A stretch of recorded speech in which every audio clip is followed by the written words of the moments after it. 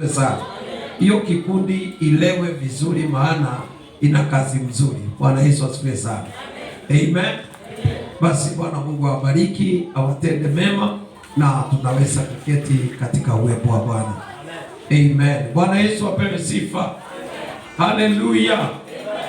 Basi tuna ujumbe unakaa ni kama maybe a continuation ya yale tulifundisha katika ibada ya kwanza. Maana ibada ya kwanza tulihubiri mambo do not quit. Ibada ya pili tunasema are you a seed of greatness? Je, wewe ni mbegu ya ukuu? Wewe ni mbegu ya ukuu? Maana mbegu ni aina mingi. Kuna mbegu iliyo na ukuu na kuna mbegu ya kawaida. Bwana Yesu asifiwe sana. Nasema Bwana Yesu apewe sifa. Amen. Na katika variety ya mbegu tunazopanda, vile mbegu ilivyo ya ukuu ama hybrid, hiyo mbegu ndivyo italeta matunda mazuri. Lakini mbegu kama tuni ya kawaida inaweza kuleta madharau na ikatae kuleta kipato kizuri. Bwana Yesu asifiwe sana. Kwa hivyo katika characteristic ya seeds ni kwamba jinsi umewezeshwa na Mungu kuchagua mbegu iliyo bora, kadhalika ndivyo utaweza kupata mapato mazuri. Lakini kama utachukua mbegu tu anywhere, mbegu ambayo haijakuwa verified, wakati utaipanda haitakupatia faida. Maana watu wana lugha nyingi katika Kiswahili. Nasema mtu anasema bora uende kanisani, bora utoe sadaka, lakini sio bora ufanye ni sadaka bora, kuenda kanisani bora. Bwana Yesu asifiwe sana.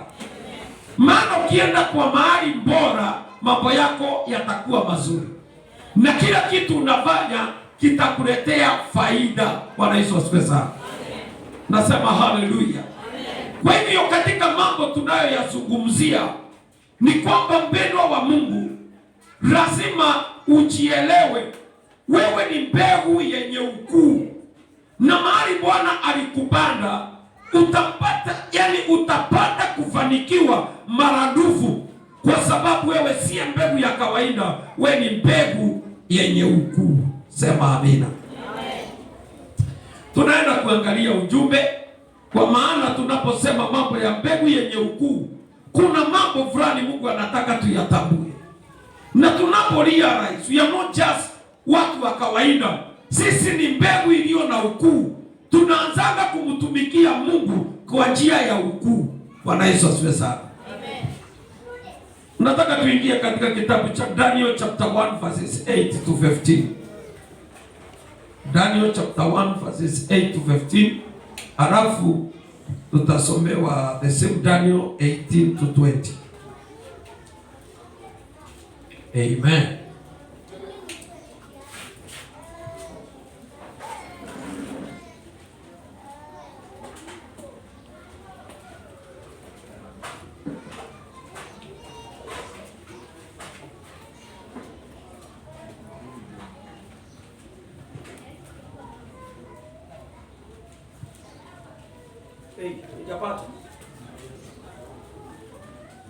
Bwana Yesu asifiwe sana.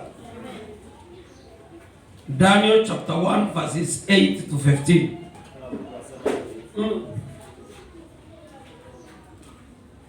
Lakini Danieli aliasimu moyoni mwake ya kuwa ndio hatajitia unajisi kwa chakula cha mfalme. Amen. Wala kwa divai aliyokunywa. Basi akamwomba yule mkuu wa matowashi ampe ruhusa asijitie unajisi.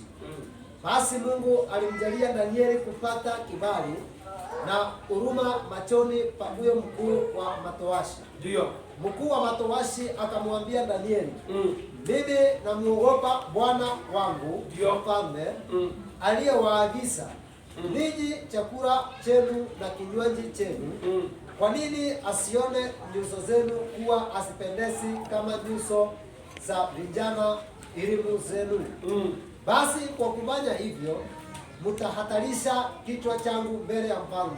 Kabisa. Ndipo Danieli akamwambia yule msimamizi ambaye mkuu wa matowashi amemweka juu ya Danieli na Anania na Mishaeli na Azaria, tafadhali utujaribu sisi watumishi wako muda wa siku 10, na watupe mtama tule na maji tunywe, kiza nyuso zetu zitazamwe mbele yako, na nyuso za wale vijana wanaokula chakula cha mfalme. Ndio. Ukatutendee sisi watumishi wako kadiri ya utakavyoona.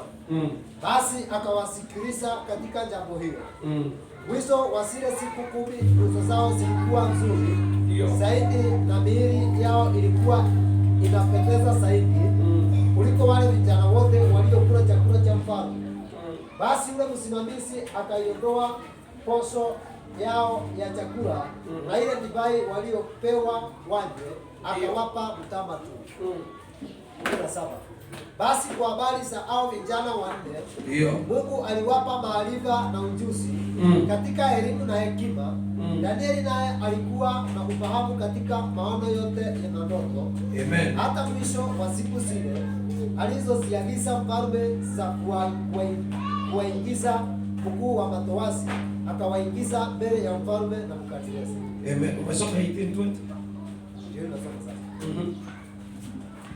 Naye mfalme akazungumza nao.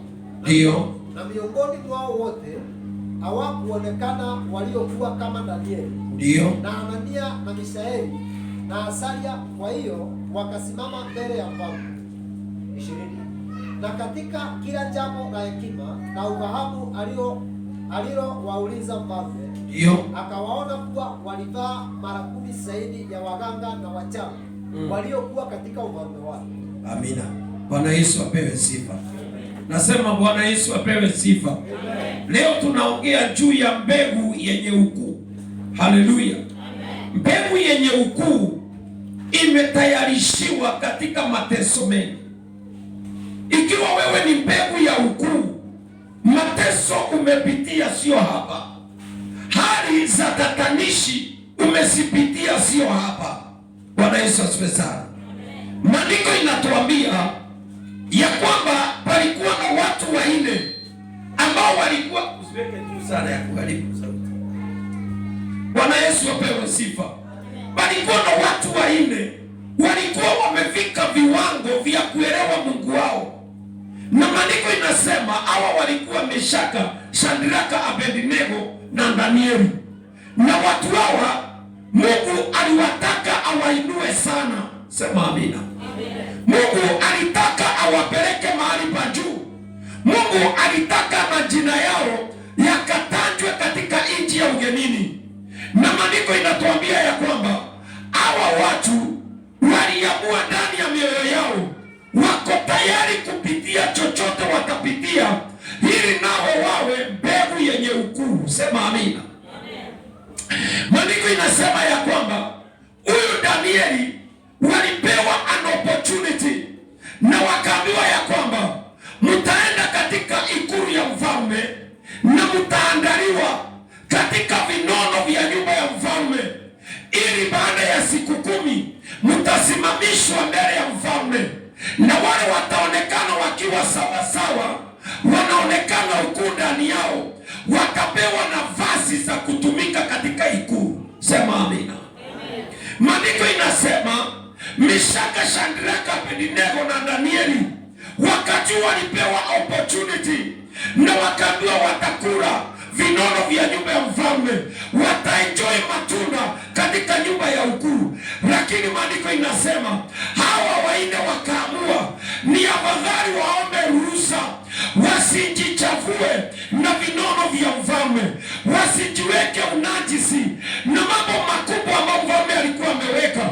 Wakaamua ni afadhali wakakunywa maji tu na wakakule mtama, na baada ya siku chache waangaliwe. Bwana Yesu asifiwe sana. Maandiko inatuambia wao waliamua njia iliyokuwa ngumu. Wao waliamua kupitia mapito yalikuwa sio rahisi. Maandiko inasema Yule mkuu wa matowashi aliwakubalia, sema amina.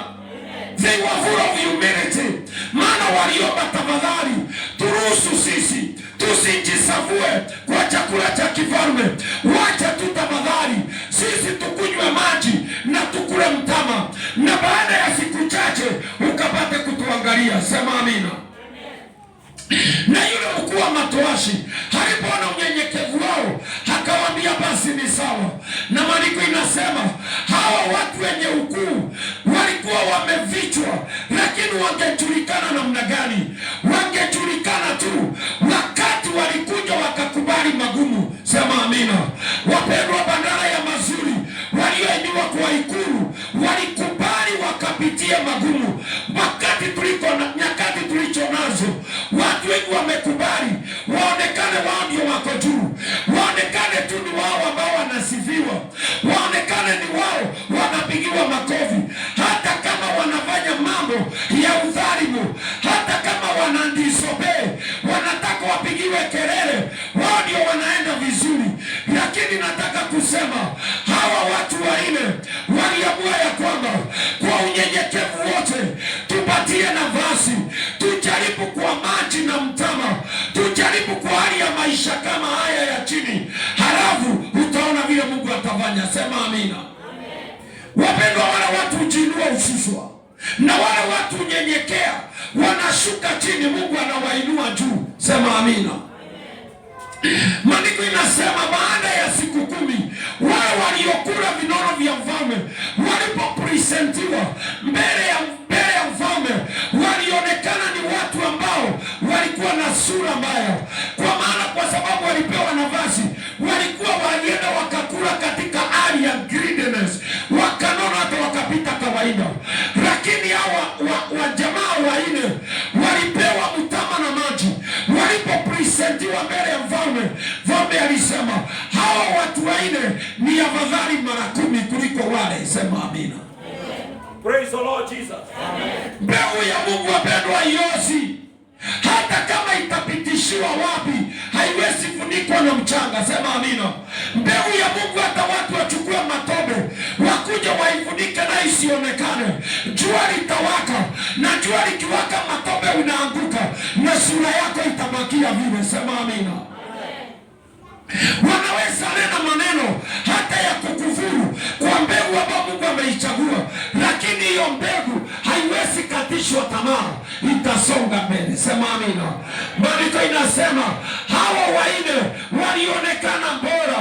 God's sin of greatness is processed in the midst of trouble. Mbegu ya ushindi itakaoleta mafanikio kwa jamii inaandaliwa katika shida. Hakuna mbegu nzuri inapatikana katika mahali pazuri. Bwana Yesu asifiwe sana. Unaona ile mbegu ambayo iliyozaa mara 100 kulingana na maandiko ya Mathayo, maandiko inasema mbegu zilikuwa karibu 4, zingine zilirushwa barabarani, ndege yakaokota, ingine ikarushwa kwa miiba. Wakati ilimea, miiba ikaindunga, ikawa matumaini yake ya kuzaa ikaharibika. Ingine ikaanguka kwa mawe, ilimea lakini baadaye haingeweza kufanya vizuri, maana msisi wake haukupasua mwamba. Lakini kuna mbegu mkulima alichukua muda, akachimba udongo, akaondoa miiba, akaondoa mawe, alipoipanda ilimea na ikazaa mara 100 kwa sawasawa na neno la Bwana, sema amina. Ile mbegu inapitia maandalizi mazito, hiyo mbegu ndio inakubalika hata katika nyakati hizi za mwisho. Wapendwa, wakati tunaishi, ile mbegu yenye ukuu wa Mungu hiyo itashinda majaribio yote. Hata kama uchumi utaharibika, Bwana Mungu atakuwa uchumi wao. Hata kama maisha itakuwa ngumu namna gani, Jehova Mungu atakuwa kimbilio lao, na atawashindania na atawapigania, sema amina. Amen. Bwana Yesu apewe sifa. Amen. Usiogope mtu wa Mungu, mradi tu wewe ni mbegu ya ukuu ya Mungu, imeandaliwa kupitia wokovu, ikatakaswa kwa damu ya Yesu, na baadaye ukabatizwa imara, ukakamilika na Roho akakujaa. Wewe ni mbegu yenye ushindi ya Mungu, na hii mbegu hata hata ipitishwe wapi itashinda. Useme amina. Bwana Yesu asifiwe sana. Mbegu ya ukuu maandalishi yake sio rahisi.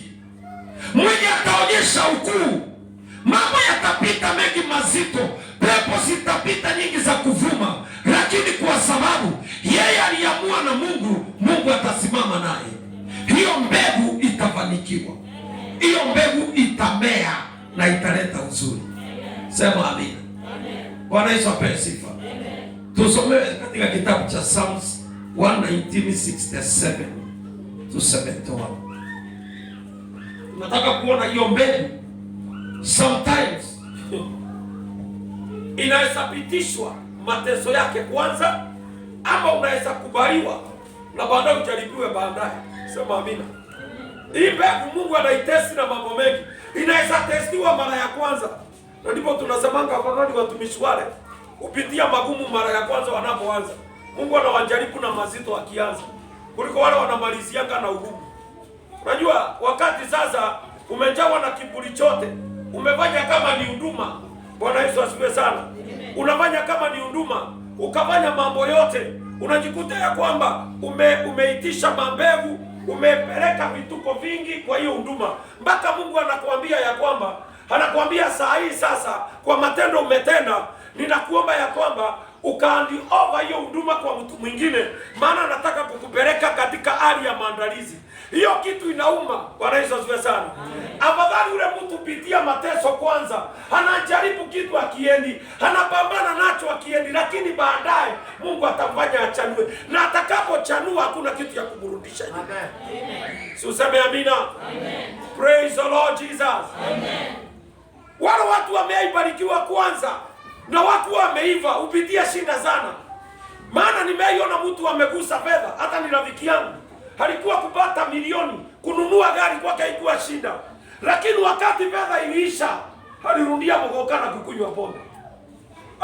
Anajaribu kuokoka mara mingi, anakuja niombeza ili nasikia kuokoka. Anaona akiokoka anangojea aone kama milioni zitaflow tena. Akisikosa anarudi nyuma tena. Maana alipewa utajiri, lakini hakuwa amejaribiwa. Na ule utajiri ukampeleka vibaya, maana alimisuse, naye Mungu akafunga zile zinaitwa milango na mifereji yake. Mpaka sasa unyenyekeshwe, utembeshwe pole pole mpaka uweze kuwa na adabu. Hata ukiona noti unasema Bwana Mungu asante. Sema amina. Amen. Haleluya. Amen. Tunasema amina. Amen. Bwana Yesu apewe sifa. Amen. Nakwambia sio rahisi. Maana wale watu ambao wapitiani, mtu anainuka mara moja tu. Ni hivyo tu umefanya kitu ni pap, ni kama pesa pap, kitu kimeshaenda. Mpendo wa majaribio ni mengi sana. Nimekutana na watu hata tumehubiri nao miaka mingi. Mtu anakuuliza pasa, miaka yote umehubiri. Hata sijaona uko na gari. Unasikia yeye ako na gari maana analinga hivyo. Anaenda kiongea takataka maana ako na gari. Nikamwambia kijana, sisi sio wale watu tunasukumwa na mambo ya gari. Hata kwamba tutatumikia Mungu maana tuna mitoka. Tunatumikia Mungu with or without it. Amen. Tuseme amina. Amen. Tuseme amina. Amen. Mimi silaani gari ni mzuri. Itafanya kazi iwe rahisi. Lakini wapendwa hao unakuta walijifanya kiburi. Baada unakuta huyo mtu, baada ya muda mfupi, baada ya mambo yale yote Mungu amemuogeresha, anaenda anafanya vituko. Anapofanya vituko, zile vitu anazitafuta zinakosekana. Kutoka hapo anakuwa mtu wa kulia, mtu ambaye hawezi simama tena. Mpendwa wa Mungu, kubali kuandaliwa na Mungu. Mbegu yenye ushindi inaandaliwa. Sema amina. Amen. Mbegu yenye ushindi inafanya nini? Inaandaliwa kwa kuangaliwa upole wake, humility. Inaangaliwa ionekane upendo wake. Inaangaliwa ionekane hali yake ya hiyo mbegu katika hali ya meekness. Inatafutwa katika viwango vyote. Maana itakapotoboa Mungu ataonekana mbali. Amen. Tuseme amina. Amen. Praise the Lord Jesus. Amen. Na ndipo kwa sababu Mungu amewahi testi watu wengi. Mungu utakaponitendea namna hii. Ndipo sana nawaambianga, unaambia Mungu saa hii, Mungu tafadhali ukinitendea hivi nitakuabudu sana. Mungu anakuambia unafikiria ni wangapi wamesema hivyo? Unafikiria ni wangapi waliniambia hata nikisha wabariki watanihudumia? Saa hii wanakutananga kasino. Kwa sababu pesa ni mingi wakipiga mutaki. Bwana Yesu asifiwe sana. Haleluya. So Mungu anakuambia wewe tulia. Kwanza ni kuniabudu, enda uniabudu kwanza, nami nitafanya. Sema amina. So Daudi akasema maneno haya, tusomee sasa. Zaburi 119:67 nasema hivi. Kabla sijateswa mimi nilipotea. Bwana Yesu asifiwe sana. Huyu ni nani anaongea? Mfalme aliyekuwa anatawala Israeli, aliyekuwa mfalme ana nguvu nyingi, akasema kabla mimi sijateswa nilikuwa nimepotea. Sema amina. Maana akuwa amepotea namna gani? Akiona mke wa mwenyewe akioga anasema leteni hiyo kwangu. Akiona nini na hii anakimbilia kwa haraka. So akasema kabla sijateswa, kabla sijaumizwa, mimi Daudi nalifanya mambo mengine ya upuzi sana. Bwana Yesu asifiwe sana. Amen. Tuendelee. Lakini sasa nimelitii neno lako. Sikiza sasa. Lakini sasa nimelitii neno. Kwa hivyo Daudi aliteswa akajifundisha kulitii neno. Tuseme amen. Amen. Daudi alivinywa na Mungu akajifundisha kuliheshimu neno. Tuseme amina. Amen. Tuendelee. Wewe u mwema na mtenda mema. Wewe Mungu ni mwema na mtenda mema. Na ni kweli. Mungu ni mwema na anatenda mema. Watu wakipewa, nakwambia yani mwanadamu labda Mungu amsaidie sana. Mwanadamu huyu naona kisha fanyiwa na Mungu kitu, hata kupatikana ni ngumu. Kuna mtu sahihi kulingana na ile design amebarikiwa. Yeye anakuambia basi mwisho wa mwezi mimi siwezi patikana. Lazima nishuke nyumbani niende nikaone ng'ombe zangu ziko na muda gani. Unasikia sio mbaya hiyo. Lakini ukiona vile anaongea tu ni kama hata kama mko na mkutano. Na ndugu tuko na mkutano. Basi hiyo itangoja. Hiyo itafanya nini? Haya. Hiyo itangoja. Ya huyo mwenye alimpatia hiyo inaweza fanya nini? Inaweza ngoja. Lakini yeye hawezi ngoja kwa sababu ya huyo Mungu. Bwana Yesu asifiwe sana. Daudi akasema ni kweli Mungu anapeana kwa haki. Mungu anapeana kwa uzuri. Lakini mimi mbegu ya ushindi ilikuwa ndani yangu, lakini haingeonekana kwa sababu ya nature ya moyo wangu. Moyo wangu ulikuwa moyo wenye ujeuri na kiburi. Bwana Yesu asifiwe sana. Unajua tunadio na yani in our rice days, hata ukibiria mtu akoke pale, hakuna mtu anaokoka tena fresh. Hatui mtu ajaisikia Yesu akaokoka tena. Tunahubiria backsliders. Watu waliwahi sikia Mungu, wakafika mahali walipobarikiwa wakamwacha. Sasa wakati wamefika mahali mtu akagonga mwamba, anamtafuta Mungu tena. Sema amina. Amen. Haleluya. Amen. Wacha niulize swali, maana mmenyamaza kama mimi ni mkosaji. Nani ana wokovu ule wa kwanza aliombewa? Kama ulikuwa high school ulipookoka, huo wokovu ndio uko naye. Nyosha wako juu. Ule wokovu wa kwanza uliombewa siku ile ulitamani Yesu. Kama ulipokuwa umekuwa Sunday school, ukakuwa mwanalika, sasa umejua Mungu ukaombewa wokovu. Kama uko na huo wokovu, inua mkono. Ni namba chache. Wale wengine ni watu mtu umeaiokoka ukakengeuka. Wengine walikengeuka kwa sababu ya ndoa. Basi Mungu basi miaka inafika 38. Sasa unaniambia ni ngoja atapatikana wapi? Akakerora. Akaingia kidogo mahali pale akakamata mtu niaje switi niaje. Hadi ngeremende. Basi. Wakapatana wakaenda wakakerora. Bwana Yesu asifiwe sana. Na walipoenda wakakaa na mambo ikakuwa hivyo. Baadaye ndio sasa walipokaa Mungu najua anakupeanga nafasi. Ulirudi nyuma kwa sababu ya mke. Na ulipopata mke ulirudi kwa Yesu. Hapana, mambo ikafanywa magumu. Sasa sema basa mimi nimekuja tena. Wewe umeokoka. Basa mimi naendanga kanisani. Wanaanzanga hivyo, naendanga kanisani. Kwenda kanisani sio asemi mambo ya unakuuliza kuokoka, unaambia naendanga kanisani. Unakuuliza kuenda kanisani tofauti na kuokoka. Umeaikiri ya kwamba Yesu ni Bwana. Nimeaikiri. Lakini basa ni hivyo hivyo mambo ilienda hivyo, unaelewa. Sema amina. Ya, Bwana Yesu asifiwe. Kwani umenyamaza aje? Kwani ni wewe? Kwani ni wewe? Kwani ni wewe? Okay, sawa tu. Kama ni wewe basi Mungu anakuambia ufanye nini. Sasa baada ya kurudi, Mungu ametenda makubwa, lakini bado hukumrudia, utembee na njia zake. Ndipo naye Mungu maana adhihakiwi. Anasema pandacho mwanadamu lazima atavuna. Mpendwa, hata kama ulifanya nini, whatever you planted, mbegu yoyote ulipanda, lazima utavuna matunda yake. So watu mahali tumefika ni kwa sababu ya mbegu aliyopanda. Utakuja uombee na basa na usamehewe, lakini kuna kitu tunaitanga repercussion. Repercussion ni majuto ya kile ulifanya. Hayo lazima. Sema amina. Amen. Basa mimi uliniombea, lakini sisikii wokovu kama vile nilikuwa nausikia ujanani. Utasikiaje na roho aliyama? Na lazima sasa umkonvince uko Syria ndipo sasa arudi tena. Sema amen. Haleluya. Unajua watu wengi wanarudianga nyuma, akiokoka anashindwa kudumu kwa sababu anasikianga wokovu hauna raha. Ule roho alikuwa anashuka wakati anaimba, anasikia ashuki. Maana roho naye ni msafi, ni mtakatifu, anakataa kuingia mahali ambapo pako na uchafu. Bwana Yesu asifiwe sana. Amen. Mbegu hii ya Mungu anaitafuta ambayo itasimama katika nyakati za shida. Ni mbegu ya aina gani? Ni mbegu imekuwa fortified na utakazo. Ni mbegu imekuwa fortified na wokovu ulio bora. Yani imekuwa fortified na Roho Mtakatifu ambaye anashuka ndani yake. Bwana Yesu asifiwe sana. Amen. Nasikia imani imeshuka. Nasikia imani imeshuka. Kwa nini imani inashuka jamani? Badala ya kushusha imani afadhali useme Baba nisaidie. Unainua mikono, Mungu nisaidie tafadhali. Bwana Yesu asifiwe sana. So Daudi akasema, tuendelee chini. Daudi akasemaje?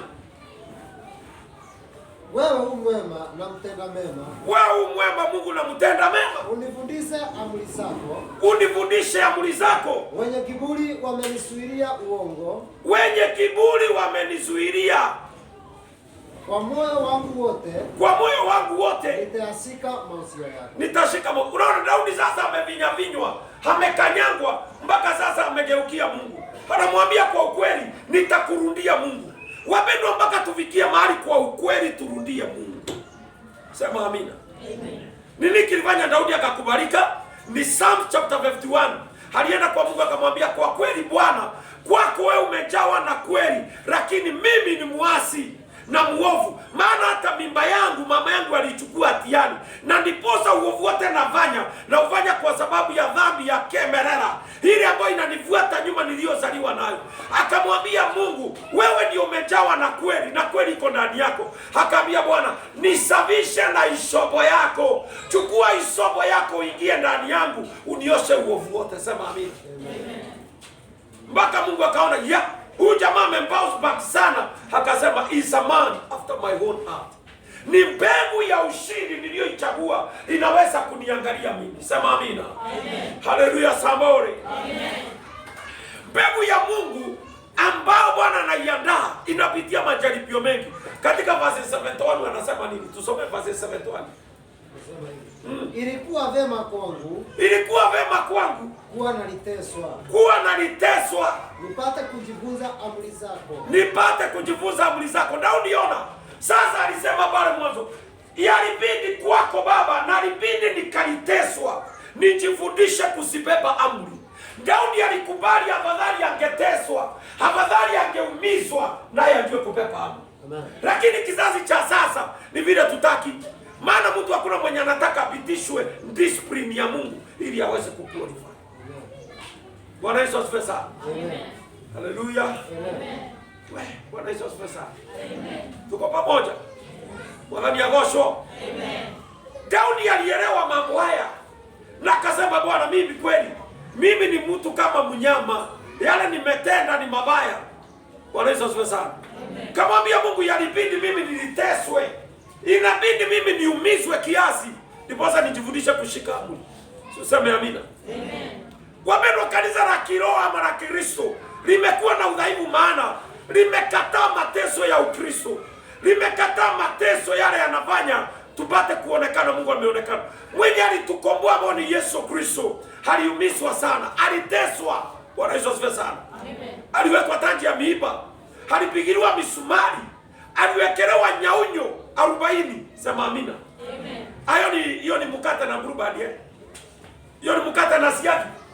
Na akiwa mwana wa Mungu anawekwa nyaunyo 40 na anawekwa taji ya miiba. Haleluya. Amen. Kwa ajili yetu ilibidi atesewe nini? Aliteswa ili sisi tujifundishe kupenda. Amen. Haleluya, Bwana asifiwe. Amen. Haleluya. Amen. Mbegu ya ushindi ambayo Bwana Mungu ameiandaa, hata kama imevichwa wapi. Unaona walipotupwa katika tanuru la moto, kwa sababu walikuwa wamejikana, moto au kuwaunguza. Walipowekwa katika tundu la simba, simba hawakuwala, maana walikuwa wamepitia process ya kuandaliwa. Tuseme amen. Tunaelewana lakini? Bwana Yesu apewe sifa. Kwa nini walistahimili? Kwa nini walistahimili? Ni kwa sababu pale mwanzo waliteswa, wakajifundisha amri. Hata walipotupwa kwa tundu la simba, simba wangewala. Walipotupwa kwa miale ya moto ilizibika, haikuwakula. Kwa sababu gani? Walikuwa wamejikana kwanza, wakapitia mazito. Sema amina. Haleluya. Wapendwa, ni vizuri kupitia mambo unapitia saa hii, ujifundishe kupenda Mungu. Ujifundishe kumlilia Mungu. Bwana Yesu asifiwe sana. Amen. Unajua kuna watu hawajui kulilia Mungu kwa sababu ya mambo anahitaji. Kila kitu kikitokea akina ngirani, mami, ajuangi Mungu, anajua mami. Lakini sasa hivi umefika sasa, anza kujua Mungu kuliko mami. Mami ana mahitaji. Mami ana watoto wengine wadogo kukuliko, wanamhitaji. Sasa anza kujijua kulilia Mungu. Kuna mali inafika, Elisha, mwanze kutafuta Mungu sasa. Mali umefika, wewe ni mtu mkubwa, hautatusumbua akili. Hautatusumbua akili wewe. Wewe sasa ni uanze kuomba Mungu. Mungu, kile ulitaka nifanye maishani ni nini? Kile ulitaka nifanye kwa maisha yangu ni nini? Uulize Mungu. Kwa maana kuna wengine wako nyuma yako wanatuhitaji. Bwana Yesu asifiwe sana. Maandiko inasema hawa walichagua fungu lililokuwa nzito na ngumu walipitie, lakini baadaye hawakuwa na mama katika Injili, hawakuwa na baba, hawakuwa na kazi, hawakuwa na mjomba, hawakuwa na ngondibao wangepigia simu, walipiganga mbinguni na mbingu iliwasikia. Amen. Tuseme amen. Amen. Tuseme amina. Amen. Nasema haleluya. Amen. Wapendwa, mimi ni chuma ngumu. Maana nimejifundisha kupitia yale napitia peke yangu. Yakiniumiza yananiumiza peke yangu. Yakinitoa machozi yananitoa machozi peke yangu. Useme amina. Amen. Haleluya. Amen. Nasema haleluya. Amen. Wapendwa, katika ufalme wa Mungu atakuwa mtoto. Kila wakati unataka kushinda ukisumbuana na watu, ongea na mbingu itakusikia. We become mature when we learn to attach ourselves with heaven. When we learn to talk to heaven, na heaven ina respond. Sema amina. Amen. Wapendwa, Bwana Yesu apewe sifa. Amen. Mimi niko na wazazi, na kuna wakati mmoja hata nilikuwa nimevinyika na nikatafuta, wakati mzee wangu amepata retire na kona pesa hivi, yani kibunde ya more than 200,000 money. Nikamwambia nitafutie tu hata kama ni 30,000, nataka kufanya kitu. Mzee aliniambia, Liza, hii ni yangu sio yetu. Hii ni yangu sio yetu. Oh, ndivyo Nikakumbuka mambo nimewahi fanya. Ndio nakwambia mimi ni chuma ngumu. Nikafanya kazi. Ikawa kuna dada zangu walikuwa wanahitaji msaada. Bwana Yesu asifiwe sana. Amen. Haleluya. Amen. Wanahitaji nini? Fedha niliyopata. Mzee akakuja kaniambia, nanda zako hataenda shule na umeweka pesa kwa mifuko. Nikazitoa nikawapea. Ikifika wakati moja nitakuja kukurudishia ufanye mambo yako. Hiyo sauti nilisikia wakati hiyo ni mpaka wale. Na sioni kama nitarudishiwa. Sema amina. Haleluya. Ile nilifanya ni kwamba nikasamehe na nikasonga mbele. Na nikaamua ya kwamba ninaye Mungu ninayemuita, na nikimuita ataniitika na atanijibu, atanitendea mambo makubwa na ya ajabu hayajawahi onekana. Bwana Yesu apewe sifa wapendwa. Na kwa njia hiyo nikajua kushika amri, nikajua kushika neno la Bwana, na kupitia hali najua ya kwamba nina Mungu na nina Mungu peke yake. Amen. Sema amina. Amen. Hello. Bwana Yesu asifiwe sana. Amen. Unajua baba God, wewe uko na baba ukimpigia atauza kuota ya shamba akupatie. Mimi sina mambo kama hayo. Mimi naangalianga na huko. Sio sema amina. Amen. Naangalia na wapi? Na huko juu kwake. Huyu aliyeniita. Huyo niliandika barua hivi nikamwambia nataka application ya kukutumikia. Huyo peke yake aliniambia nitwike fedha zangu, maana mimi Mungu nashughulika kwa ajili yako. Nikafanyika mbegu ya ukuu, hata kama itamea kwa miipa, lakini Bwana ataileta matunda. So sema amen. Amen. Haya, Bwana asifiwe sana. Amen. Waebrania mlango wa 11:24 mpaka 28. Tuendelee. Tusome. Nasema mbegu yenye ukuu haipitiagi mahali rahisi. Hii mnataka makuu, lakini hamtaki kusongwa. Useme amen. Si unaona? Hata hiyo ni ngumu kusema. Mnataka makubwa, lakini kusongwa utoshe kile Mungu anataka utaki. Utapata hati hayo na umekataa kusongwa na Mungu akutengeneze. Praise the Lord Jesus. Amen. Wewe tuendelee. Waebrania 11 inasema hivi.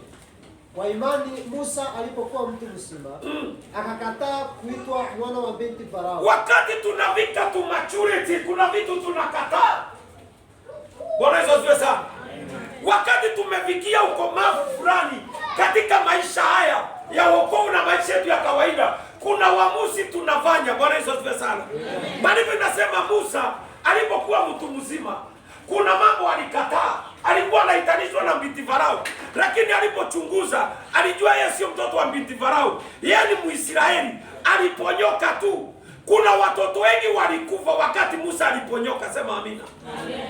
Unajua ni kwa nini nawaambia kwamba lazima ujielia rais. Wewe ni mbegu yenye ukuu. Unafikiria ni watu ngapi walizaliwa season moja na wewe? But they passed away. Wengine hawakuona hata jua, waliondokea hapo tu kuzaliwa, wakazikwa. Na wewe ukaishi. Musa akawa mmoja wao. Farao ametoa amri, watoto wote watakapozaliwa wa kiume wanavinywa, wakati wamezaliwa wanaisha, wakiwa wa kike waachiliwe. Na Musa akaponyoka kwa sababu mama yake alichukua kitabu, akamwandalia, akamweka kwa kitabu, akamwacha aliachiliwa kwa shinda akiwa mdogo.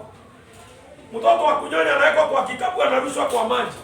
Kwa hivyo mama, amri ya Farao ni kwamba mtoto wa kiume azamishwe libandaye wa kume. Kwa hivyo mama alitimiza amri ya mfalme kwa kumtupa majini, lakini akatumia hekima ya Mungu. Sema amina. Amen. Haleluya. Amen. Nasema Bwana Yesu asifiwe sana. Amen. Alitumia nini? Akatengenezea mtoto kisafina ambao akingepitisha maji ndani, hangezama uawe na maji. Alipelekwa na kisafina. Wapendwa, hata nikwambia mbegu ya ukuu. Sema mbegu ya ukuu. Mbegu ya ukuu, wapendwa, kuna mahali itapenya. Imagine Musa alienda, kile kisafina kikampeleka, kikamkuta mpaka binti Farao akioga mtoni. Na alipokuta binti Farao, maandiko inasema nini? Ile kisafina, yani binti Farao akakichukua, akakifungua, akakuta ni mtoto. Akamuita Musa, akasema nimemuita Musa kwa sababu ameokolewa kwa maji. Nataka kusema Musa alikulia katika ile nyumba iliyokuwa imetoa amri ya wao wauawe. Alikulia pale na akakuwa mtu mzima. Na alipokuwa mtu mzima alifanya uamuzi. Amen. So sema amen. Amen. Haleluya. Amen. Alikulia mahali anakataliwa. Sema amina. Amen. Si Farao ndiye alikuwa ametoa amri wauawe. Lakini Musa alikulia wapi? Hapo amri ilitoka. Sema amina. Mbegu ya Mungu ya ukuu lazima isurvive all the tempests of life. Kwa nini unaponyoka mambo haya yote unapitia? Maana wewe sio mbegu ya kawaida. You are seed of greatness. Amen.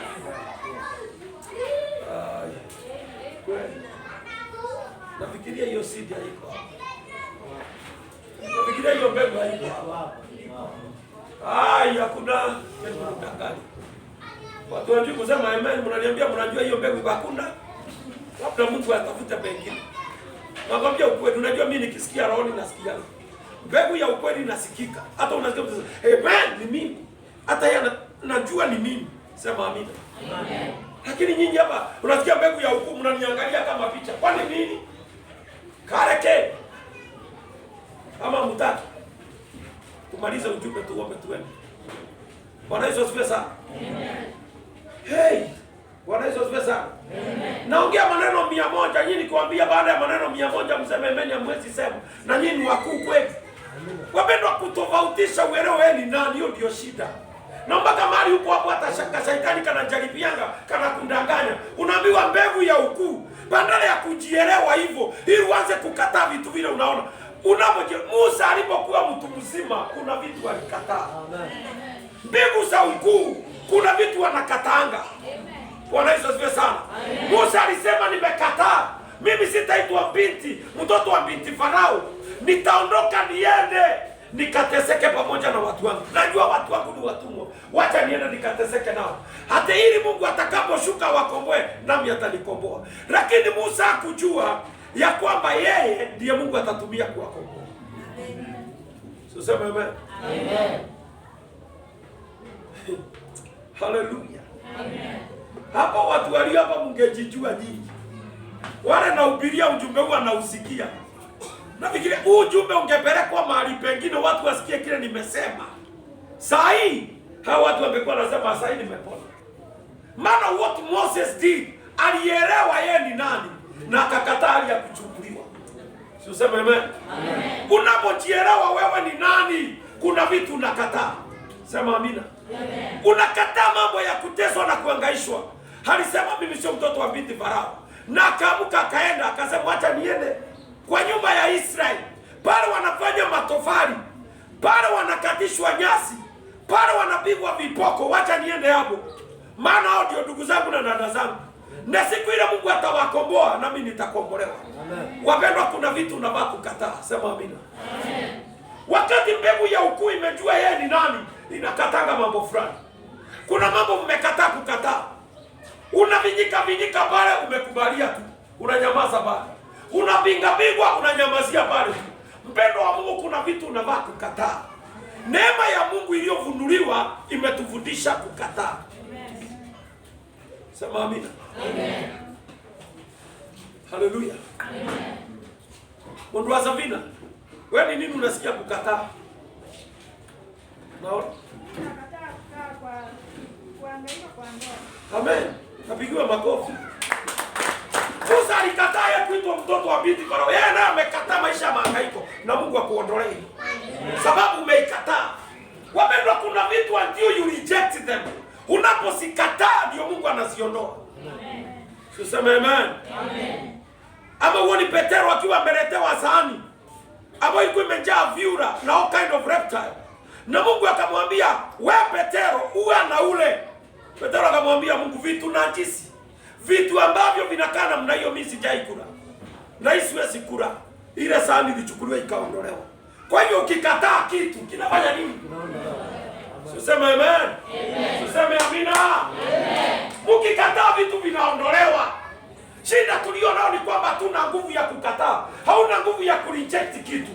Sema amina. Amen. Unaogelea na magonjwa mazito. Wewe unakaka na basa hii nikaishi tuka. This is a condition inakuanga kwetu nyumbani. Badala ya kukataa, wewe unakaka na condition.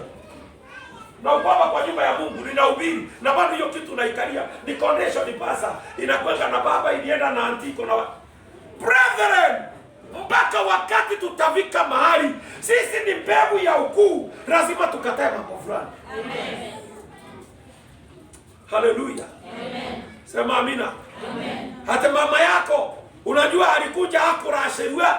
Sasa mimi nataka kwenda kurashia, siwezi rashia. Maana nikienda mbele nitabaya kubatwa na laana, maana nimerashia mbele ya mama. Wacha nikwambie bwana. Hey!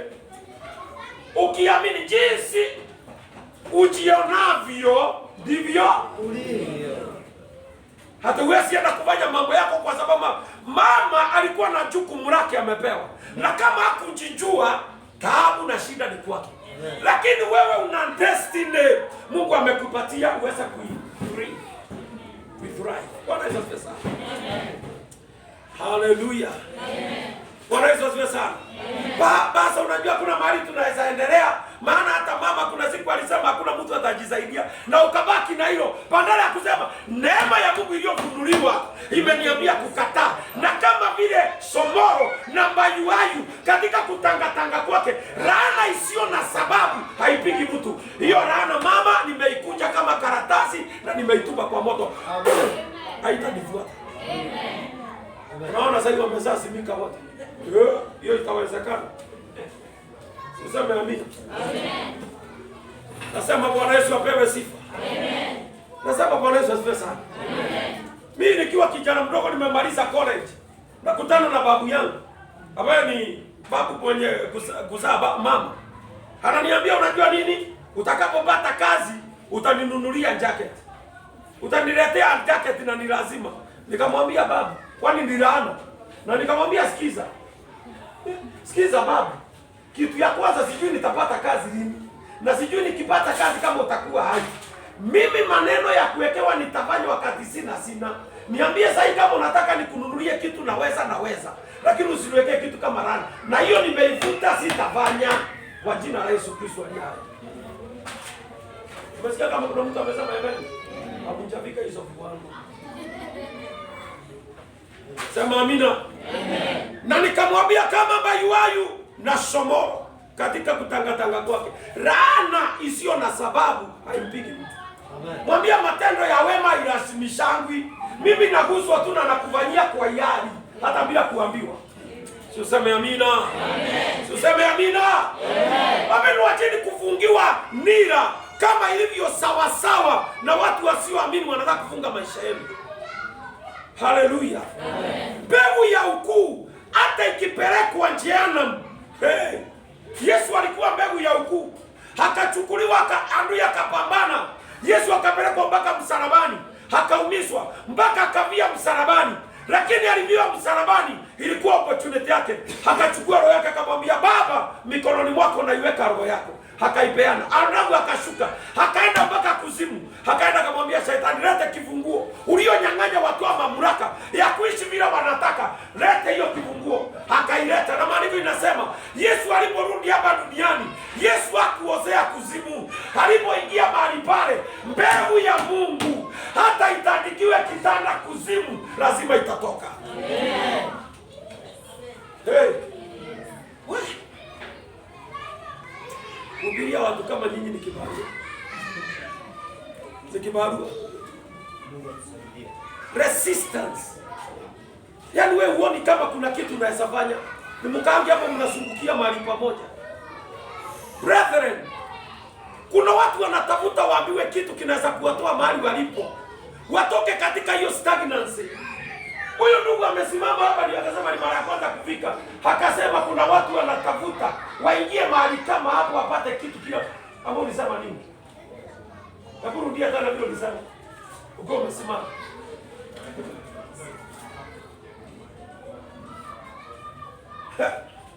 Kuna watu wanatafuta kisima kama hiki kina maji masafi kinakosekana. Lakini nyinyi hapa nimwangalie mtu hivi. Sasa ungekuwa katika intercessory basi vile Mungu anasema, vile pastor anasema nimekataa hii, nimeondoa hii, nimeondoa hii. Wapendwa, kweli kanisa lina intercessory. Kweli intercessors. Sio lazima ubiruka hivi Mungu anakuuliza hivi. Tafadhali kuwa mtu na intercede unaambia Mungu nimeondoa hii. Hiyo imetajwa nimeondoa. We need a church that is interceding. Sio a church that imezoea kwa sababu kulikana mnai kuna kana mnai. Hapana. Neema ya Mungu iliyotukalia imetufundisha tukatae mambo mengi. Bwana Yesu asifiwe sana. Amen. Haleluya. Amen. Nasema haleluya. Amen. Amen. Amen. Kwani mtu yule alitoboa zaidi ni yule alitokea kwa mlango na sanduku. Hakuna harusi ilifanyika. Maana mama ali yake ilipitia kwa dirisha. So mwenye alijaribu sana ni yule ilitokea kwa mlango. Lakini bado hakukuwa na mwelekeo wa harusi ya mimi. Na wewe bado pale tu unakaa, unazungukia mahali pamoja. Nitafanya present time has come. Bwana Mungu anataka sisi ni mbegu ya ukuu. Tukaweze kunavigate our way hadi mbegu hiyo ilete mazao. Hebu sikia sasa. Yaani hata kukuambia unafaa unavigate hiyo mbegu yako mpaka ilete matunda. Hiyo huwezi sema amen. Ni yako. Ni yako, hiyo ni mbegu yako, sio yako. What is wrong with these people? My God. Bwana Yesu apewe sifa. Amen. Hey, hallelujah. Amen. Mpendwa wa Mungu, acha nikuambie, hakuna neno litakusaidia kama neno la kukuambia navigate your way, utoke kwa ile vifungo vilikuwa vimekuzingira. Ondoka kwa ile mambo ilikuwa imekukalia. Kataa mambo yale yanakufunga na uyakatilie mbali. Sema amina. Amen. Hello. Bwana Yesu asifiwe sana. Amen.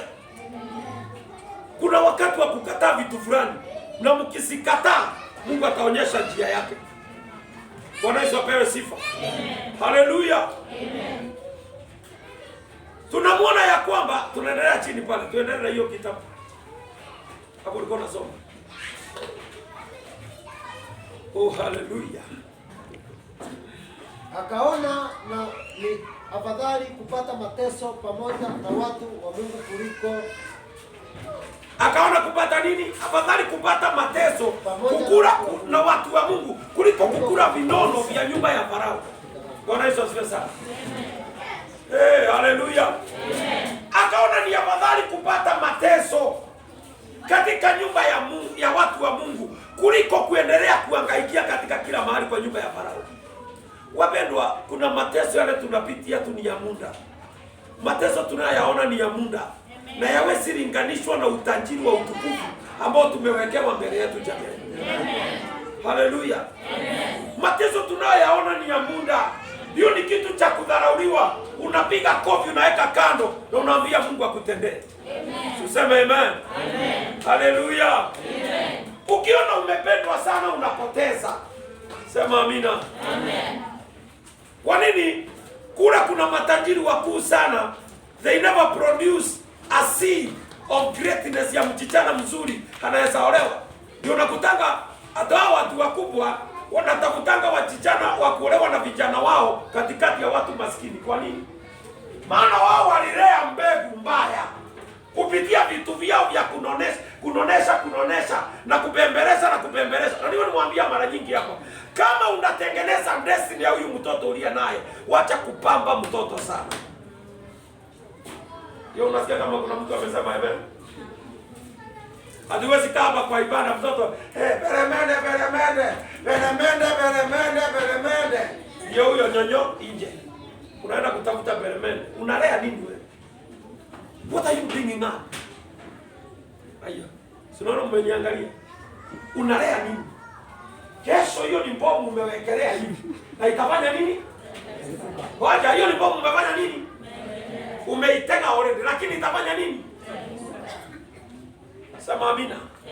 Zoeza huyo mtoto mumeenda kanisani, hakikula ile sinako alikuwa umemletea, akae hivyo atulie. Sema amina. Amen. Na akileta shida sana, unajua tu unainua nguo hapa kwa panja, unavinya kindole vizuri. Anapiga, unatoka naye jamaa unamwambia utatulia na utatulia. Na mnarudi ndani. Kana nyamaza kabisa. Tuseme amina.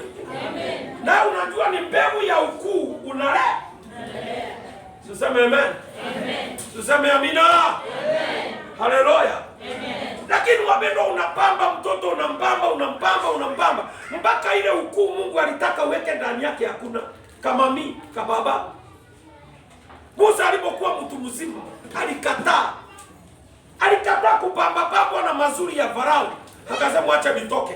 Wacha niende niteseke bana na watu wangu. Wacha niende nione shida wanaopitia. Sema amina. Amen. The reason why nataka uelewe kuna mbegu ya ukuu ndani yako. Kuna watu mlizaliwa na wao siku moja, but they are not there today. Amen. Hata makaburi yao ililimwa mahindi kitambo, maana iliisha. Lakini wewe ukaishi. Lakini wewe ulipoishi bado hujawahi jua kuna ukuu uko ndani yako. There is greatness in you. Na Mungu anataka akafanye that greatness ikapata kutokea matunda na ukasaidia watu wengi. Amen. Musa angetoka kwa Farao.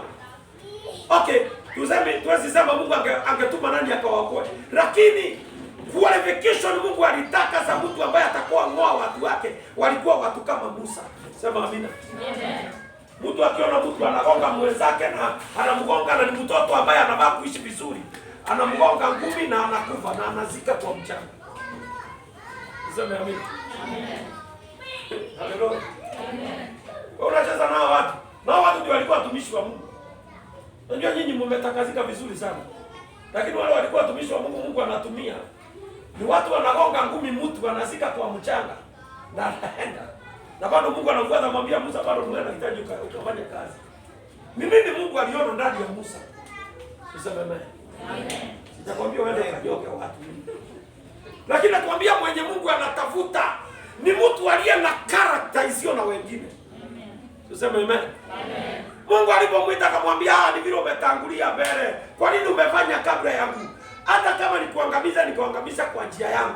Lakini umefanya. Akapelekwa in the wilderness ya Midiani. Akaenda akaandaliwa. Musa alifanya makosa akiwa na 40 years. Na Mungu alimwandaa another 40 years ili arekebishe makosa ya unyonyaji. Amen. Tuseme amen. Amen. Hallelujah. Amen. Amen. Yes. So akitumwa kwenda Misri, Moses was 80 years old. Babu ameenda akakomboa wana wa Israeli. Na Mungu arudi nyuma, anamwambia Musa utaenda. Na kuwakomboa Musa unajua utawakomboa. Tuseme amen. Amen. Praise the Lord Jesus. Amen. Wewe kuna mambo Mungu anataka ukomboe familia yetu. Kila mtu wako hapo wapendwa. Jamii yenu haikai vizuri, kuna chang'aa, kuna ulevu wa kila aina, kuna mandurati, kuna watu wametoka kwa ndoa, kuna watu wanaumia. Wewe ndiye Mungu anaangalia. Hainue the seed of greatness in you. Uende ukomboe jamii yenu. Amen.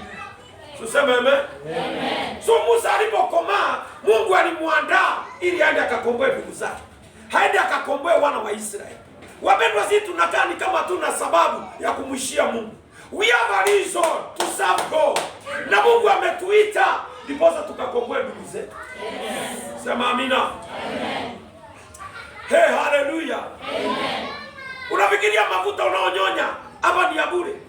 Mungu anataka uende ukakomboe ndugu zako. Na lazima uanze kwa kukataa mambo fulani. Yes. Sema amina. Amen. Sema kuanzia leo nimekataa watu wetu kuteswa. Kuanzia leo nimekataa watu wetu kuteswa. Unajua unapokataa kitu inakuwa hivyo. Nimekataa magonjwa kwa watu wetu. Nimekataa magonjwa kwa watu wetu. Nimekataa laana.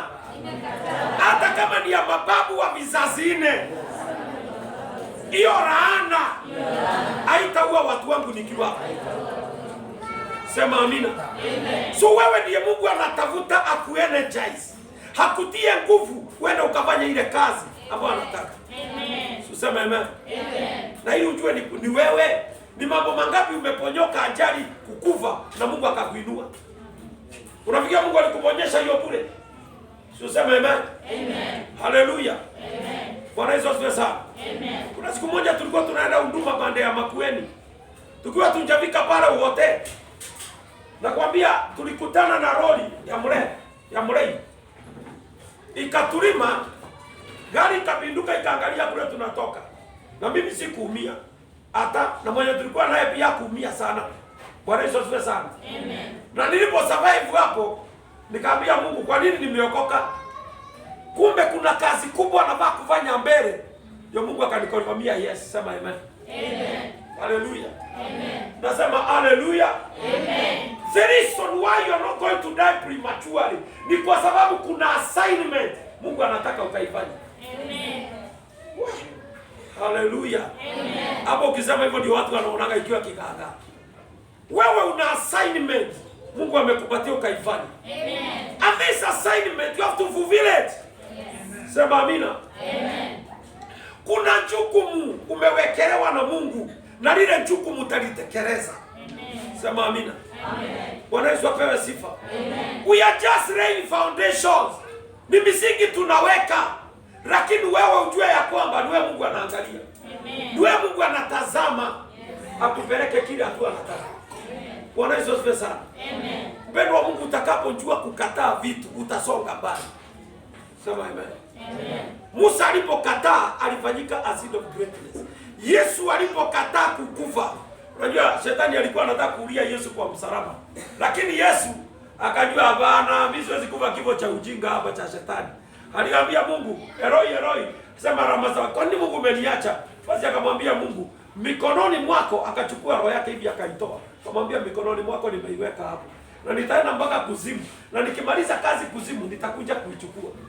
Tuseme amen. Amen. Asema amina. Amen. Alisema nina uwezo wa kuitoa na nina uwezo wa kuitoa. Amen. Tuseme amina. Amen. Hawa ni watu wamefika viwango, wana uwezo wa kutoa kitu na wana uwezo wa kukileta. Amen. Tuseme amina. Amen. Sema nina uwezo. Nina uwezo. Naweza kutoa kitu. Naweza kutoa kitu. Na naweza kukitoa. Naweza kukitoa. Kwa jina la Yesu. Sema amina. Amen. Mamlaka hayo tulipewa na Bwana Yesu. Maana sisi ni mbegu ya ushindi. Amen. Tuseme amina. Amen. Haleluya. Amen. Kataeni kutumikishwa utumwa wa Shetani. Amen. Sema amina. Amen. Kataeni kutumikishwa utumwa wa watu. Amen. Haleluya. Amen. Kataa hiyo. Unaona mnashindwa kukataa, kwa hiyo yeye ninakataa, kwa hiyo nimekataa. Tuseme nimekataa. Kama vile mbingu na nchi zimeachana, nimekataa hiyo. Sema amina. Mtu anasimama na kutamkia na kuambia nimeona umepotea, nimeona maisha yako yameisha, na unanyamaza. Wasema hiyo mara 7 mfululizo imeshindwa na itatokea kwa kizazi changu, hata kwa kizazi kijacho. Sema amina. Amen. Praise the Lord. Amen. Neema ya kukataa na kukaribisha. Usipojifundisha hizo neema, hautaikuwa na mamlaka. Useme amina. Amen. Haleluya. Amen. Sasa tumefika mahali tuna mamlaka, unabeba mamlaka. Hata uko umebeba ile nguo tu niachilie hivi, imebeba upako ina. Yaani sio mimi hata sijaweka mkono. Ndio nimetuba. Nikurushie tu hivi. Kuna mtu ninaweza rushia ile koti ya shindo kufanya nao nimweke chini. Na shindo kujiinua. Kwa sababu imebeba nguvu, maana mwenye amelivalia amebeba nguvu. Amen. Useme amina. Amen. Nasema amina. Amen. Bwana Yesu asifiwe sana. Amen. Kile kitategemea kwako ni imani ulio nayo ndani ya mtumishi wa Mungu ambao uliopewa. Na ndipo Bwana Juda Yehoshafati akaambia Juda na Yerusalemu, muaminini Mungu mtadhibitika, na muamini neno la nabii nanyi mtafaulu. Amen. Kuna mbegu ya ukuu ndani yenu. Amen. Lakini hamjaijua. Amen. Bwana Yesu asifiwe sana. Amen. Nani amewahi ona fedha nyingi ikikuja karibu inakuja kufika kwake ikapotea hivi na hukujua kuliendaje? Ndio mkono juu. Umeona fedha nyingi inakuja, lakini unashangaa hiyo kitu imekataa kukuja. Ndio mkono juu. Hata kama ni kwa maono uliona ama kwa ndoto. Unaona? Nyinyi mna ukuu, lakini kuna vitu mmekataa kukataa. Na hizo mkikataa kile mnataka kinakuja. Tuseme amen. Amen. Haleluya. Amen. Nasema Bwana Yesu asifiwe sana. Amen. Mmenisikia vile niwaambia? Kuna roho inawasoti change. Na inawasoti change aje? Listen to me. Wakati wote utakutanga kitu kinakuja, kilikuwa kimeachiwa kwa ulimwengu wa roho na ukakiona, lakini ulipoamuka hata ukakaribisha kile kitu hakikukuja. Angalia date yako ya kuzaliwa. Ambia Mungu, kila roho ya sabotage iliweka inconvenience kwa date yangu ya kuzaliwa. Hiyo ni kumaanisha nini? Siku uliozaliwa hukuvaa uzaliwe hiyo. Siku ya baraka yako ilikuwa before. Ilikuwa siku iko before. Lakini adui akapigana hiyo siku. Mama yako aliposikia ujauzito, badala ya kuzaa siku hiyo, alizaa siku hiyo nyingine. So ukapitanishwa na ile hatima yako. Lazima uwe na mamlaka makubwa ya kujirudisha kwa siku ya Amen. Sema amina. Amen. Haleluya. Amen. Bwana Yesu apewe sifa. Amen. Umenipata Bwana? Yes. Bwana Yesu apewe sifa. Amen. Kuna siku ilikuwa ya baraka yako, lakini ikacheleweshwa. Na ilipocheleweshwa ukafika mahali ukasema sasa nitafanya aje? Ukazaliwa lakini umezaliwa siku ambayo haina mambo yako. So lazima uwe mtu wa mamlaka wa kuweza kupindua ile yani kurudisha ile mambo uyakoe mpaka uyarudisha mahali pake. Ndiposa uambatane siku yako na baraka yako. Amen. Sema amina. Amen. Praise the Lord. Amen. Kuna mtu alikuwa baraka yake ilikuwa iamuliwa na mwangaza wa jua. Ilikuwa jua likiwaka tu imezaliwa, jua limewaka, yani umezaliwa asubuhi tu ndio hiyo jua limechomoka. Wema wako wote ukachomoka. Lakini adui akafanya ukazaliwa jioni saa 1. Karara usiku mzima hata ukarara. Bwana Yesu asifiwe sana. Jua lawama, jua la wema lilikuwa lisaini kwako, likakuwa limecheleweshwa. Wapendwa, kuna mambo mingi ya kupigana nayo maishani, lakini nyinyi watu mnakanga, mnaona ya kwamba ni hivyo tu, umefika mwisho. Never give up, don't quit. Praise the Lord. Amen. Hallelujah. Amen. Am I talking to somebody? Yes. Praise the Lord. Amen. Na lazima tuamrishe wachawi waliokamata nyota yako ya wema, lazima waiachilie. Tuseme amen. Amen. Nyota yako ya wema ikasapotanjiwa mpaka ikakuwa hata wema ule unataka kuona uone. Bwana Yesu asifiwe sana. Amen. Kuna watu wanaishanga maisha ya kuahidiwa. Hapasa, unajua nini? Kuna kampuni iliniaidia itanipea kazi. Ndivyo mwaka nenda uliahidiwa.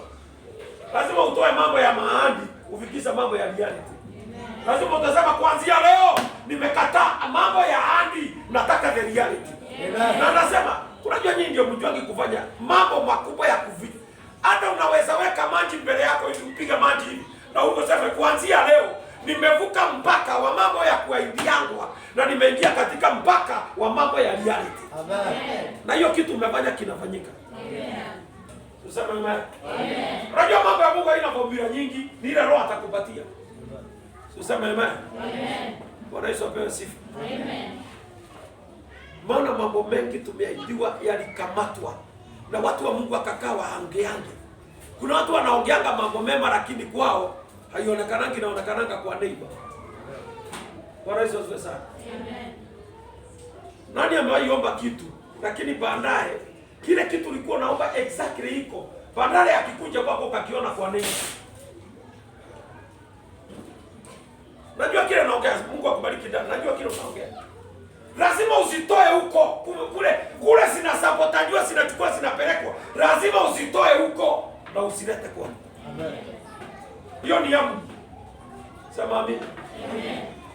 Amen. Bwana Yesu asifiwe sana. Amen. Tunaelewana kweli? Sema amina. Amen. Kuna wengine wakati mambo mazuri inakuja unagojeka. Unawekwa ina ugonjwa mwingine mpaka yale mafanikio ulikuwa unataka kufikiria ikuji. Maana uchungu unaosikia ni mwingi. Bwana Yesu asifiwe sana. Amen. Ikiwa unakuwa kwa wakati mwingine ukikaa unasikia uchungu wa kujifungua na una mtoto na una mimba, lakini unasikia utungu kama wa kujifungua. Wewe kuna destiny kubwa inafaa kuja kwako, lakini wanga inakamatiwa katika labor. So lazima uondoe ile labor, prolonged labor, ndiposa kile unataka kizaliwe. Amen. Am I talking to people here? Yes. Bwana Yesu asifiwe sana. Amen. Destiny uzaliwa. Mambo makubwa uzaliwa. Haleluya. Amen. Na yale mambo yasipoachiliwa kutakuwa na taabu kubwa. Na utaishi uking'ang'ana. Kwa sababu mambo yako yalidileiwa. Roho ya kucheleweshwa. Bwana Yesu asifiwe sana. Amen. Haleluya. Amen. Nani umeiona ya kwamba ulikuwa usome mbele ya dadako ni mdogo, ukaambiwa wewe unaweza ngojea dadako asome?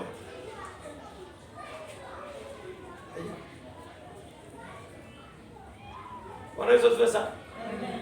Ukasikia wewe unasoma, lakini kukaonekana dadako ndiye anafaa kusoma, ndiye anaonekana kama ni mzuri sana kwa masomo, akapewa opportunity ile ilikuwa yako, naye huyo yako ikapotelea hivyo. Na ukasema okay, ni sawa tu, wacha nikubali, wacha aende. Kutoka hapo ulisoti change destiny yako na ikapeanwa kwingine.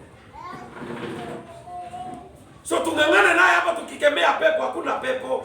Ni lazima tuondoe destiny mahali ilipelekwa iregeshwe kwako.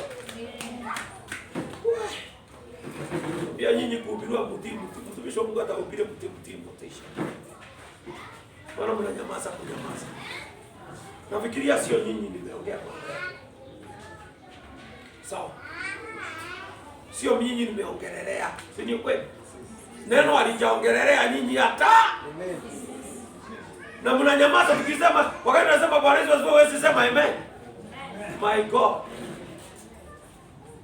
Kumbe hao ni wale watu maandiko inasema, hebu asomee kitabu cha Isaia 42 verses 22. 42:22.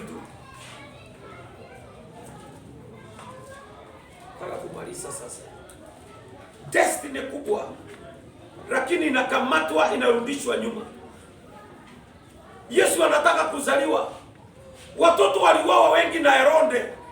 Rama kulikuwa kilio kikubwa kwa maana watoto wameuawa na wasipatikane. So Yesu alipokuwa anaishi, aliishi akijua kuna watu wanamdai ainue destiny za watu. Maana ni watoto wengi sana walikufa akitafutwa. Sema amina. Amen. Hallelujah. Amen. Bwana Yesu asifiwe sana. Amen. Watoto wengi walikufa, Yesu akifanya nini? Hakitafutwa. Endelea. Neno la Mungu linasema hivi. Lakini watu hawa ni watu walioibiwa na kutekwa. Sikia, watu hawa ni watu walifanya nini? Walioibiwa na kutekwa. Wote wamenaswa katika mashimo. Ndio. Wamefichwa katika magereza. Ndio. Wamekuwa mawindo. Wamekuwa mawindo. Wala hapana aokoaye. Wala hapana aokoaye. Wamekuwa mateka. Wamekuwa mateka. Wala hapana asemaye rudisha. Wala hapana mtu asemaye rudisha. Unaona watu wameipwa, wakatekwa nyara, wakafungwa mashimoni, wakafungwa ndezini za makaburini. Hakuna mwenye anawahurumia na hakuna mwenye anasema rudisha. Lazima papatikane mtu. Wewe uliye na destiny kubwa, uliye na nyota kubwa, useme nimekataa hao walionaswa mashimoni na mlisho wafunguliwe. Hao waliofungwa jela waachiliwe. Hao waliofungwa mateka waachiliwe. Vitu vilivyoshikwa mateka viachiliwe. Na ndipo Bwana Mungu akubariki. Bwana asifiwe sana. So akasema hakuna mwenye anasema rudisha. Mimi nikiwa hapa kwa madhabahu nasema miaka uliyopoteza na mambo uliyonyang'anywa na adui kwa siri na uregeshewe kwa jina la Yesu. Uregeshewe kwa jina la Yesu. Amen. Miaka iliyoliwa na misimu na mapepo za wavu uregeshewe. Amen. Bwana Yesu asifiwe sana. Amen. Wengine mnaridhishanga hasira ya mababu zenu. Unakasirikanga mpaka ukikasirika Mungu anaona huyo babu yenu wa kwanza mganga. Baraka zako zinaponyoka hivyo. Lazima hao wanavalia sura zenu waangamizwe ndipo ubakie wewe mwenyewe. Amen. Sema amina. Amen.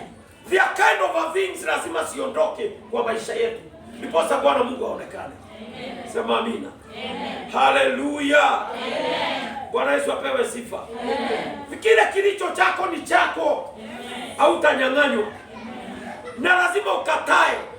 Neema ya Mungu iliyofunuliwa imetufundisha nini? Ukataa. Lazima tukatae mambo ya vitu vyetu kushikiliwa. Destiny zetu kushikiliwa. Maisha yetu kufungwa. Bwana Yesu asifiwe sana. Kwa jina la Yesu, mambo Mungu alio nao kwa ajili yako lazima utatimilika. Amen. Sema amina.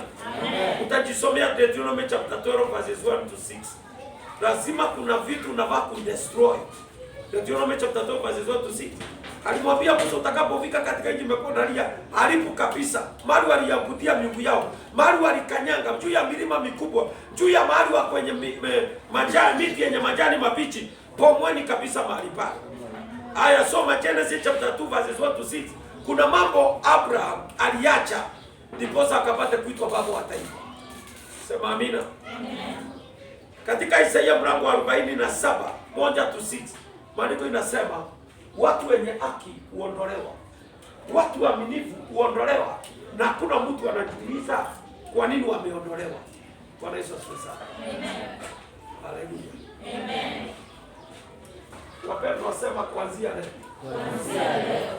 nimepostpone hiyo date waganga walikuwa wamepoint ate ndio nitakufa.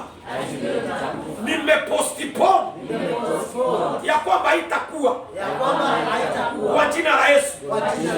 Nimevuta agano lao kwa ulimwengu wa roho na ule wa mwili katika jina la Yesu. Bwana Yesu asifiwe sana. Sema kuanzia leo nimekataa kung'ang'ana na hali moja kila wakati. Naomba Mungu unitie nguvu. Elohim, nitie nguvu. Chenye nimekataa hapa duniani hata mbinguni kikakataliwa. Kwa jina la Yesu naomba na kuamini. Simama sasa ukatae kitu.